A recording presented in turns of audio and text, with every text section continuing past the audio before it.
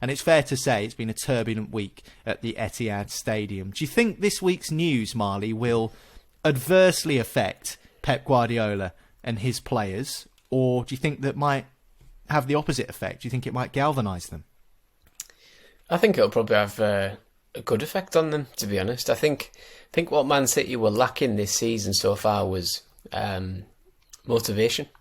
I think Pep a couple of months ago talked about complacency setting into the side, and he could see a defeat coming and things like that. And he was trying to guard against that. But how do you do that? Do you take out players that have won loads of things and put new ones in, put young ones in, and stuff like that? So I think he needed something from somewhere, and I think this could actually be a really good thing, because Guardiola can now say, look, everyone's against us. Everyone thinks you cheaters. Everyone thinks you've cheated your way to 3-4 Premier Leagues and loads of FA Cups, Carabao Cups and the FA Cup, and got to the Champions League final. They think you're doing it because you were cheating. Let's prove that we're not. Let's prove that we're just too good. I wouldn't be surprised if Man City kicked on now and reeled in Arsenal and went on and won the league, because it's that kind of siege mentality that this will bring them. They're again the Premier League.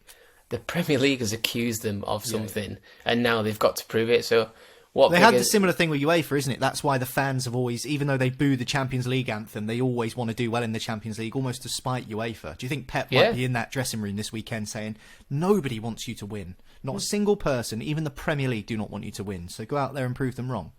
Yeah, I mean, what better way to stick two fingers up to the Premier League than to go and win your fourth Premier League title in 5 years?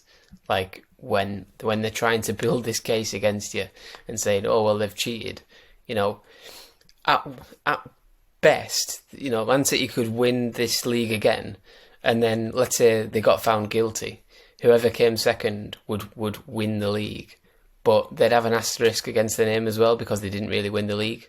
So even if they get found guilty in the next 6 months or whatever it may be, City can still prove that they're the best team on the pitch. However that came about, they can still always make people think, they won the title because because the Premier League had an agenda against us. They didn't win the league. If Arsenal go and win it, they didn't win it because they were the best on the pitch.